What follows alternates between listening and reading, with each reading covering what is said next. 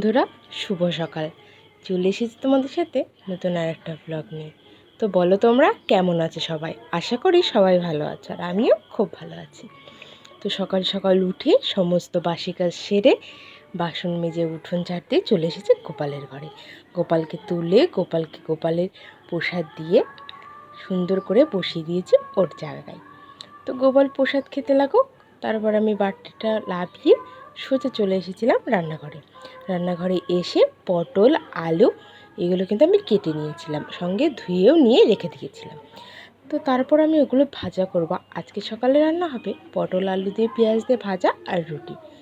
তো দেখো ওইদিকে ছিল আমার বাসনগুলো, সব যেগুলো মেজেছি জামা কাপড় কেচেছি সেগুলো তোমাদের সাথে শেয়ার করলাম। তো তারপর তো কড়াইতে তেল দিয়ে তেলটা গরম করে সুন্দর করে কিন্তু আমি পটলগুলো ভেজে নিয়েছিলাম। সকালবেলার দিকটা কিন্তু আমাদের বেশিরভাগ দিনই রুটিই হয়, মাঝে মাঝে শুক্রবার দিন একটু ভাত হয়, যেহেতু ও বাড়ি থাকে, ও ভাত খেতে বেশি ভালোবাসে রুটির থেকে। তো যাই হোক, তারপরে এইদিকে দুধ বসিয়ে দিয়েছিলাম আর পটল ভাজা হয়ে গেছিলো। পেঁয়াজগুলো আমি কেটে নেব, তো তার আগে আলু ভাজাটা বসিয়ে দেবো, তাই জন্য তেলটা একটু গরম করে নিচ্ছিলাম। আমি গ্যাসটা বন্ধ করে দিয়েছিলাম, তাই জন্য আবার ধরি একটু গরম করে নিলাম।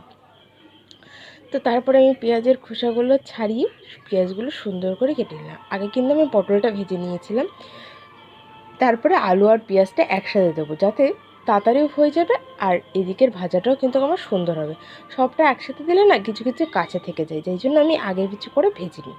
তো দেখো আলু ভাজা আমার প্রায় হয়ে যাচ্ছিলো, তারপর আমি পেঁয়াজগুলোর ভিতরে অ্যাড করে দিলাম। তারপরে আমি পেঁয়াজগুলো দিয়ে ভালো করে, পেঁয়াজগুলো যেহেতু কুচিয়েছি তো ছুরি দিয়ে, সেই জন্য একটুখানি ছাড়া ছাড়া রয়ে গেছে, ওই জন্য এইগুলো আমি ভালো করে খুন্তি দিয়ে করে নিয়ে ওটাকে ভালো করে আলুর সাথে মিশিয়ে দিয়ে ভেজে নিলাম। তো আলু ভাজা দেখো আমার প্রায় কমপ্লিট। আর তারপরে আলু ভাজাটা আমি দিয়ে দিয়েছিলাম ছোটো গ্যাসটা, আর এই পাশে আমি চা বসিয়ে দিয়েছিলাম। তো বাবানের জল গরম আজকে আর করিনি, যেহেতু বাবানের জল গরম আছে বলে আমি আর বাবানের জল গরমটা করিনি। তো তারপর আমি ওর ভিতরে পটলগুলোও দিয়ে দিলাম, তারপর আমি ওইগুলো একসাথে ভেজে নিচ্ছিলাম। আর এইদিকে চাটা উতলে যাচ্ছিলো বলে আমি ওর ভিতর দুধ অ্যাড করে দিলাম।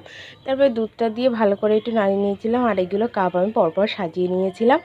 তো চাটা হয়ে গেলে আমরা সবাই মিলে একসাথে চা খাবো, খুব মজা করে। সকাল টাইমটা আমরা তিনজনে সকাল সন্ধ্যা দু টাইমটাই আমরা তিনজন একসাথে চা খাই। আমার হাজব্যান্ড একদম চা খেতে পছন্দ করে না, তো তারপর আমরা তিনজনে একসাথে বসে চা খাই, মজা করি, গল্প করি। তো এইভাবে আমাদের সকালটা কেটে যায়। তারপরে চাটা খেয়ে আমি চলে গেছিলাম সোজা ঘরে গিয়ে বিছনাটা গুছিয়ে নিচ্ছিলো। আর আমার বরমশাই এদিকে মশারিটা কিন্তু খুলে আমার কাজটা কিছুটা এগিয়ে রেখেছিল। তো যাই হোক, তারপরে সুন্দর করে বিছনাটা গুছিয়ে বিছনার চাদর টাদরগুলো তুলে বিছনাটা ভালো করে ঝেড়ে নিয়েছিলাম। তো ওইদিকে দেখছো এটা চটটা টানানো, তো আগেই তো ভিডিওতে বলেছি, যেহেতু প্রচণ্ড রোদ্দুর আসে তার কারণে ওইখানে চটটা টানিয়ে দিয়েছি, নয় না একেবারে দুপুরবেলা খাটের পর একটু শোয়া যায় না, খাটটা এতটা গরম হয়ে থাকে। হ্যাঁ, এবার তোমরা বলতে পারো পর্দাটা দিয়ে রাখতে পারো, পর্দাটা দিলেও না হয় না, প্রচণ্ড পর্দার তাপেও ওইটা গরম হয়ে যায়। এই যে চটটা দেওয়া তারপরেও কিন্তু আমি পর্দা দিয়ে দিই, তারপরে যদি খাটটা একটু ঠান্ডা হয়। অবশ্য এখন গরম একটু কম আছে, একটু কম, মাঝে দুদিন প্রচণ্ড গরম পড়েছিল, প্রচণ্ড। তো যাই হোক, তারপরে আমি আমার ওয়ার্ড্রপের ওপরটা একটু ভালো করে সাজিয়ে নিয়েছিলাম। তারপরে সাজিয়ে নেওয়ার পর ঘরটা আমি একটু ঝাড় দিয়ে নিচ্ছিলাম, ঘরটা একবারে ঝাড় দিয়ে নিয়ে বাবানকে খাওয়াতে বসাবো। তো যাই হোক, আমি ঘরটা ভালো করে ঝাড় দিয়ে কোনা এটা ওটা ও মেঝে দিয়ে ঘুরে বেড়ায়, তো যার কারণে অনেক মানে 3-4 বার করে আমাদের ঘর ঝাড় দিতে হয়, যেহেতু ঘরে নোংরা না থাকে, যেহেতু বাবান হামাগুড়ি দিয়ে বেড়ায়। তো তারপরে আমি ঘরটা ভালো করে ঝাড় দিয়ে নিচ্ছিলাম। ফ্রিজের সাইড টাইডগুলো ঘরে কিন্তু প্রত্যেক দিন ঝাড় দিয়ে মুছি আমি, প্রত্যেকটা দিন। তো তারপরে আমার শাশুড়ি মা ক্যামেরার সামনেতে চলে যাচ্ছিলো, আমি মাকে বললাম আমি ক্যামেরা রেখেছি, তুমি সামনে দিয়ে চলে যাচ্ছ। ও বলছে আমি বুঝতে পারি না। আচ্ছা ঠিক আছে যাও, ওতে কিছু হবে না। তো যাই হোক, তারপরে আমি ঘরটা ঝাড় দিয়ে নিলাম। তারপরে ঘরটা ঝাড় দিয়ে নিয়ে ঘরটা আমি একটু মুছেও নিয়েছিলাম একবারে, সেটা তোমাদের সাথে আর শেয়ার করে ওঠা হয়নি। তো আমি ভেবেছিলাম ক্যামেরাটা অনই আছে, অ্যাকচুয়ালি ক্যামেরাটা অফ হয়ে গেছিলো, কীভাবে আমি নিজেই বুঝতে পারিনি, যাই জন্য পরে দেখছি আমি ভিডিওটা ওঠেনি, হয়তো ডবল ট্যাপ পড়ে গেছিলো, যার কারণে ভিডিওটা হয়ে ওঠেনি। তো যাই হোক, তারপরে আমি ঘরটা সুন্দর করে ঝাড় দিয়ে নিয়েছিলাম। তো তারপরে আমি তোমাদের সাথে ঘরটাটা শেয়ার করে দিলাম, দেখো কেমন লাগছে। যেটুকু পারি একটা বাচ্চাকে সামলে নিজের ঘর গোছানো, আমি যেটুকু পারি আমি সেটুকু গুছিয়ে রাখার চেষ্টা করি, তোমরা দেখলে হয়তো বুঝতে পারবে। তো যাই হোক, তারপর বাবানকে খাইয়ে দিয়েছিলাম, ওটাও খেলা করছিল। আর এদিকে আমাদের ছোটো মনা চলে এসেছিলো, ও এসে একটু ভাইয়ের সাথে খেলা করছিল। ও উপরে উঠতে যাচ্ছিলো না জুতো পরা বলে, আমি বারবার বলছি জুতোটা খুলে দিয়ে আয় মা, উপরে ওঠ, ও উঠবে না। তো যাই হোক, তারপর আমাকে বলছে যে মা মা মা মা এরকম করে বলছিল। ওই আমি যদি কখনো রান্নাঘরে থাকি না, ও এসে আগে না রান্নাঘরে ঢুকে মা মা বলে মিষ্টির কোটোটা দেখায়, মানে ওকে একটা তাল মিষ্টি দিতে হবে। তো যাই হোক, তারপরে বাবানকে আমি ঘুম পাড়িয়ে রেখে আমি চলে গেছিলাম সোজা রান্নাঘরে। রান্নাঘরের অনেক কাজ সেরে বাসন টাসন মেজে আমি অনেক কিছু সেরে এসে দেখি আমার শাশুড়ি মা মনার পাশে শুয়ে আছে। আর এইদিকে দেখো এত হাওয়া হচ্ছে, জানলার হাওয়ায় মাদুরটা কিন্তু পুরো গুটিয়ে যাচ্ছে। তো ওইদিকে আমাদের এই দেখো জামা কাপড়ও তুলে রেখেছি, ভাঁজ করে হয়ে ওঠা হয়নি। আর ওইদিকে বাবানের জল গরম, আরও জামা কাপড় রোদ্রে দেওয়া আছে। আর এই যে বললাম বাসন মেজে রেখেছি, ওই যে বাসন। আর এদিকে আমার ভাত হয়ে গেছে, আর আমি এদিকে মটর ডালটা সিদ্ধ করে মটর ডালে জল দিয়ে দিয়েছি। তো ডালটা ফুটে উঠলে তারপরে তেলে দেবো। তো মটর ডালটা একটু নাড়িয়ে দেখলাম যে না এখনও হয়নি, তারপর ডাটাটা দিয়েও কিন্তু মটর ডালটা একটু সিটি দিয়ে নিয়েছিলাম। তো যাই হোক, তারপরে একটু আদাটা বেটে নেব। তো আমি কিন্তু শিলেই বাটনাটা করেছিলাম, আমরা কিন্তু মাংসের মশলা শিলে বেটেই করি। শিলে বাটার যে টেস্ট তুমি দেখবা গুঁড়ো মশলায় বা মিক্সি মশলাতে দিলে কিন্তু সেই টেস্টটা পাওয়া যায় না। তো যার কারণে শিলে বেটেই করি। তারপরে আমি ক্যামেরাটা রেখেছিলাম এমনভাবে, কিন্তু পরে আমি ভিডিওতে দেখি এই রডটা চলে এসেছে, আমি প্রথমে বুঝতে পারিনি। তো তারপর দেখি এই রডটা চলে এসেছে। যাই হোক, আমি তো আর কাটতে পারবো না। তো যাই হোক, এইভাবেই তোমাদের একটু ম্যানেজ করে নিও। তো তারপরে আমি আদাটা বেটে নিয়েছিলাম, তারপরে আদাটা তেলে দিয়ে জিরে তেজপাতা শুকনো লঙ্কা ফোড়ন দিয়ে আমি কিন্তু ডালটা তেলে দিয়েছিলাম। তো ডালটা ফুটছিল, আর তারপরে ওইদিকে আমার শ্বশুরমশাই তরকারি কাটছিল। তো আমি বলেছিলাম আগের ভিডিওতেই যে আমাদের বাড়িতে যে এটা মেয়েদের কাজ, এটা ছেলেদের কাজ, এমন কোনো ব্যাপার না। আমার শ্বশুরমশাই কিন্তু অসাধারণ রান্না করে, তোমরা আমার আগের ভিডিও তো নিশ্চয়ই দেখেছো। তো তারপর আমি বাবান উঠে গেছিলো, ওর সাথে একটু খেলা করছিলাম। ও আমাকে বলছিল ওর পায়ের তলায় একটা কাজলের টিপ দিয়ে দিই, তো ও সবসময় ওই জিনিসটাই দেখে। তো যাই হোক, তারপর ওকে স্নান করিয়ে খাইয়ে দাইয়ে আমি গুছিয়ে দিয়েছিলাম। তারপরে এই যে ওষুধ খাইয়ে দিচ্ছি ওকে। জামা কাপড়গুলো আমি এখনও ভাঁজ করে উঠতে পারিনি, এতটাই কাজের চাপ ছিল। তো যাই হোক, তারপরে দেখো ও একটা কাশির ওষুধটা নিয়ে খেলছিল।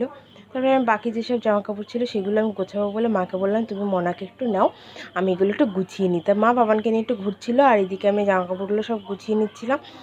তো অনেক জামা কাপড়, তো বাবানের জামা কাপড়গুলো সব আলাদা রাখতে হয়, ক্যাথাগুলো সব আলাদা রাখতে হয়। বাবানেরগুলো কিন্তু সব আমি ওয়ার্ড্রপেই রেখেছিলাম। তো যাই হোক, আর ওর বাবার কিছু গেঞ্জিও আমি নিচেরটাই রেখেছিলাম। তো একদিন তোমাদের সাথে শেয়ার করব সবটাই। তো যাই হোক, তারপরে আমি ওই ওপরে 3-4টে গেঞ্জি আমি রেখেছিলাম, না একসাথে রাখলে না অনেক বুচকা বুচকা লাগে। তো যাই হোক, তারপরে সুন্দর করে জামা কাপড়গুলো ভাঁজ করে রেখে দিলাম, যেগুলো যেখানে রাখার।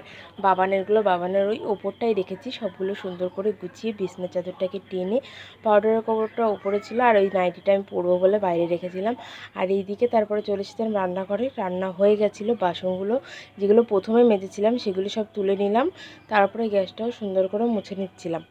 তো মোছার পর এদিকে ওর খাবার গোছানো হয়ে গেছিলো। তো গ্যাসটা কিন্তু প্রত্যেক দিন আমি সার্ফ দিয়ে মুছি। তো যার কারণে গ্যাসটা যে জিনিসগুলো যত যত্নে রাখা যাবে না সেই জিনিসগুলো ততই সুন্দর থাকে। তো তারপরে এদিকে আমার শাশুড়ি মা কড়াইটা ছিল, কড়াইটা মাজছিল। আর এদিকে আমি রান্নাঘরটাও একটু মুছে নিচ্ছিলাম। তো রান্নাঘর ঝাড় দিয়ে মুছে পরিষ্কার করে রেখে এই দেখো তোমাদের একটু দেখিয়ে দিলাম, সব কিন্তু গোছগাছ করে রেখে দিয়েছি। তো তারপর আমি স্নান করে চলে গেছিলাম সোজা ঘরে। আর ঘরে গিয়ে দেখো আমার বাবানকে একটু কোলে নিতে না নিতে আমার চুল ধরে টানাটানি, ও শুধু চুল ধরে টানাটানি, যার কোলে উঠবে চুল, যার কোলে উঠবে চুল। যাই হোক, তারপরে আমরা খেয়ে দিয়ে একটু বসে রয়েছিলাম, আর তখন বাজে ঘড়ির কাঁটায় দেখো ঠিক 3:30। তাহলে বাবা অনেক বেলা হয়ে গেছে, আর খাওয়ার মতোটা শেয়ার করতে পারিনি, ফোনে একটুকু চার্জ ছিল না, কারেন্টও ছিল না।